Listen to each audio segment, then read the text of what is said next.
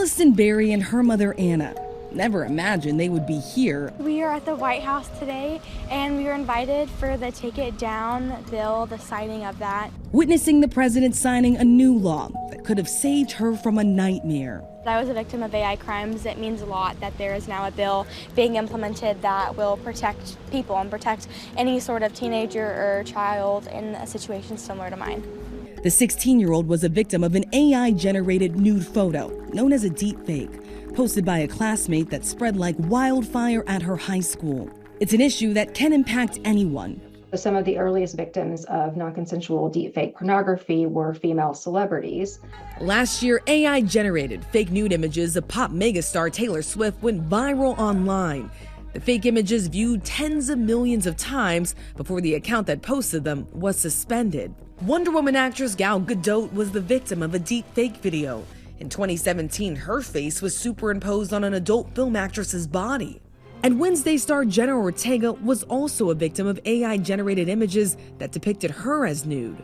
We've needed a law against this kind of abuse for a really long time. We now have this entire cottage industry of applications and websites that now invite people, solicit people to actually submit innocuous photos of individuals and produce these sexually explicit, manipulated kinds of images. And it's really become an epidemic. 1 in 8 adult American users of social media have been victimized by non-consensual pornography. This bill really is meant to protect people, and that's really all that matters. Now Elliston is one of the driving forces behind the Take It Down Act, the federal law that criminalizes non-consensual real and fake intimate images, including revenge porn.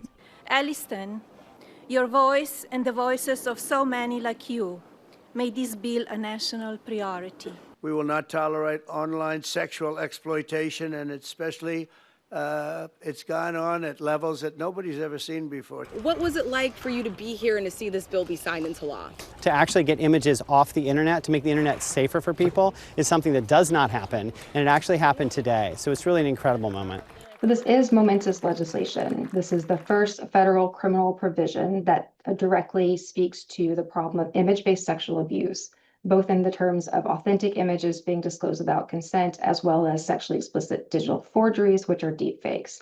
The law, receiving bipartisan and nearly unanimous support, also requires social media platforms to remove the content within 48 hours of being notified. It was October 2023 when Allison woke up to find out a nude image of her was circulating on Snapchat. It was completely our image, just with a naked body on it, but he put it through an AI editing app, which created that derogatory photo.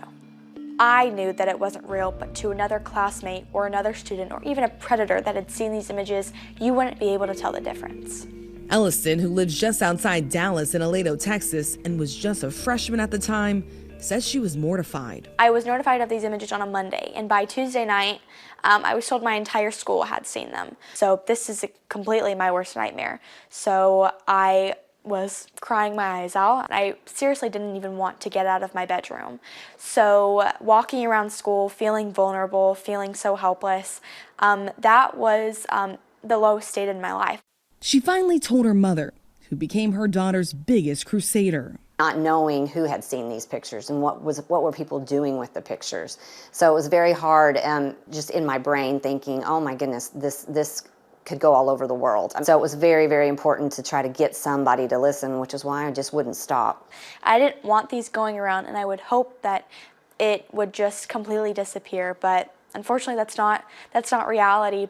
We just contacted all the social media that we could. We filled out forms, we tried to call, there's not really a number to call, emailed, just trying to get somebody to listen to help take it down, but we never got any responses. When no one was able to take us seriously and no one knew what to do, it was extremely discouraging. Everyone felt hopeless. Snapchat is supportive of the new law. In a statement to ABC News, the company saying in part, any activity that involves the sexual exploitation of a minor is abhorrent, illegal, and prohibited by our community guidelines. We remove such content either when we detect it or when it's reported to us, adding, in this instance, however, it does not appear the alleged images were reported to us. If we had been notified, we would have taken down the content and reported it to the National Center for Missing and Exploited Children. I kind of took this role on as kind of my other job. I was going to get somebody to listen to me no matter what, the mama bear in me. But I was going to make sure that somebody, heard. They faced an uphill battle until Senator Ted Cruz's office responded. They began to work together on a solution. I realized that it isn't just at us that this happened to. It's not just statewide. It's globally. First Lady Melania Trump endorsed the bill as part of her anti-cyberbullying efforts, meeting with the families at a roundtable in March. In an era where digital interactions are integral to daily life, it is imperative that we safeguard children from mean-spirited and hurtful online behavior. Also advocating for the bill, families whose loved ones fell victim to sextortion. In 2022, South Carolina State Representative Brandon Guffey lost his teen son Gavin to suicide. We quickly found out that he was being extorted online, that someone pretending to be a young female at another college requested images to be shared back and forth, and as soon as he shared those images, he took his life. It was an hour and 40 minutes from the time that he was contacted until the time that he took his life. Under the new law, a violation is a criminal offense and could come with prison time and a fine. But some experts say the law is not clear enough. It has concerning loopholes. It really isn't realistically possible for them to simply take down every request that they get within 48 hours. It's going to be really difficult from the perspective of the actual website or the platform to be able to figure out which ones are frivolous complaints and which ones are real complaints. Are there challenges? Will there be hurdles in actually implementing this? Yeah, but I'm confident that tech can figure it out. Their whole mantra is sort of big, move fast and break things. This is an opportunity to move fast and heal things, the opportunity to make things better. Ellison hopes that telling her story will make things better as well. I have referred to myself as a victim, and I mean that in the vulnerable sense that I was in, and I felt helpless. We are no longer victims, we're survivors of this. I feel a sense of responsibility, but also I feel a sense of justice. That's really been what's pushing me, is the fact that if I can't change my fate, I can change other people's fate.